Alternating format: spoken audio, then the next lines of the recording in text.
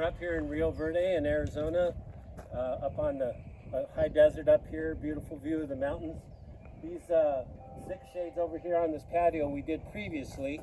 You can see it's just really beautiful, east facing, so the customer uses them in the morning to keep the sun out of the house and really loves them for that. He went ahead and decided to add a couple of other shades on the exterior windows. So we have the patio, but then we just did these shades on the actual window itself. He's got, like I said, it's east facing, so it's just a really hot, bright window. And out here in Arizona, of course, it gets super hot, so we did this one on the east facing, and then we have another one over here on the south facing wall to cover that window.